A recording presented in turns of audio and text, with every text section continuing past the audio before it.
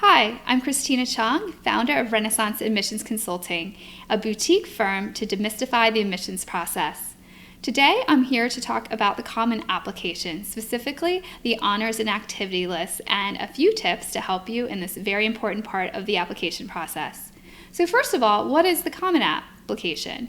It's often shortened to Common App, and it's a convenient way to apply to multiple colleges. There's a main application portal used by most colleges in the United States, and in that main application section, you can fill out a main personal statement as well as an honors and activities list. And once you're done, you can click submit, and it's forwarded on to many different colleges. There are some colleges that have supplements, so you have to answer additional questions for their college and write more essays.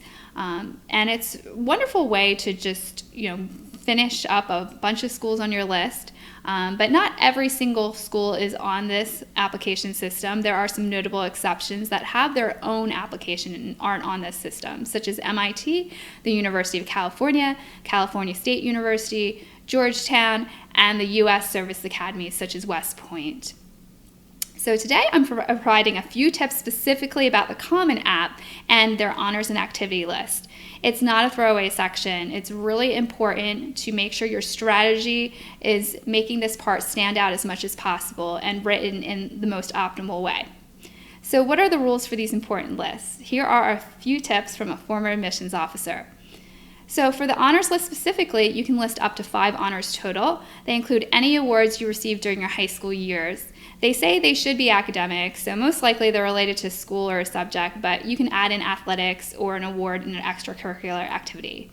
You get up to 100 characters for each honor. You also have to note which grade you earned it in, make sure it's high school, and what level. Was it national, local, international, etc.? So here are a few tips. 1, not everybody has 5 honors. That's completely okay. But if you do, please include everything you can think of. Honor roll is fine. 2, if you have a lot of awards, please pick the 5 most important here. If you're lucky enough to have dozens of awards, you have to be selective. Choose the ones that are the most impressive. I'll explain where to put the other ones later in the video. 3, make sure it's really obvious what the honor actually is. Don't make the admissions officer have to Google it to understand what it means. So the description should be super clear and spell it out so that it's obvious.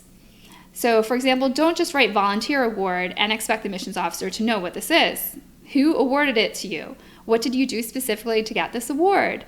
Did you have a certain number of volunteer hours? Did your town have a day named after you based on your ability to fundraise, to create a new organization, etc. 4, you have very little space, so use abbreviations and symbols and acronyms. Just make sure they're completely understandable to the average person. So for example, most people know that the UN stands for United Nations, so you can write UN. Or you could use the symbol ampersand instead of the word and, or use numbers if shorter than writing the word out. So for example, if you won first place in something, you can write the number 1 and ST instead of spelling it out completely with FIRST. Now onto the activity list. You can list up to 10 activities in this section. These include any activities you do outside of school. They can include academic enrichment, summer camps, courses you took outside of high school, athletics, clubs, hobbies, jobs, etc. There are really strict character limits. You can get 50 characters for the position or leadership position, 100 characters for the organization, and then only 150 characters to describe the activity in a succinct, short, and sweet way. So you have to be very careful and creative to really capture the essence of what you're doing. So 1, please use action verbs. I remember in one case I had a student who liked to write have meetings for every activity. That's not very descriptive, and it's assumed you had meetings as part of your activity. Focus on using words that really capture what you're doing day to day. So for example, organized, mobilized, strategized, initiated. They show you an action in doing something important.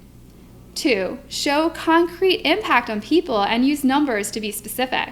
So instead of just saying, raise money to support children in need, provide the amount of money that you raised. Provide how you raised the money. Name how many people were impacted and the organization that received the funds and what they were able to do with the funds. 3, keep the strongest activities in the first few slots and also in the last couple of slots. So first and last in your list, and put weaker activities in the middle. You want to start and end strong. So for example, if your major activity is theater and you won a lot of acting awards and were in several productions, you can put most of your acting related activities at the beginning and end, and then put the less important activity to you that you didn't spend as much time on and not as impactful to others can go in the middle. So you just kind of want to have the admissions officer really pay attention to the first and last parts of your honors and activities list so that they don't think so much about the stuff in the middle. So highlight what you're good at. So you start and end strong. 4, try not to be too repetitive. If you listed it in honors list, don't necessarily bring it up again in your activity list unless you're adding more information that's helpful. So if you want a major debate award and you already mentioned it in your honors list, then in the activity list, talk more about the bigger activity of debate. Don't necessarily mention that award again. Focus on other parts of this activity, such as being the captain or how you prepared your teammates for competition, or even mention other awards that weren't previously discussed. 5, make sure there is a consistent interest or theme running through many of your activities. They don't all have to be related to the same thing, but the admissions officer, by reading it, can get an idea of what 1 or 2 interests of yours are developed well and show a commitment to your passions. So if you're a champion tennis player and you also have a knack for the sciences, make sure this identity comes out in your list and shows dedication to both. So in addition to tennis activities, maybe you volunteer at a hospital, started a pre-med club at your school, or won a science fair. 6, last, if you truly need more space to capture your activities and they don't all fit in this section or the honors list, please use the additional information section in the Common app. The additional information section in the Common app lets you write up to 650 words total to cover something that you feel is important to explain your application. So it's definitely a great spot to add in additional activities or words and be able to give an admissions officer a full picture of your candidacy. In conclusion, it's important that both your honors and activity lists showcase your talents and what you can bring to your college community. For more insights on the admissions process for college or how to showcase your honors or activities, you can contact me at www.renaissanceadmconsulting.com. Thank you.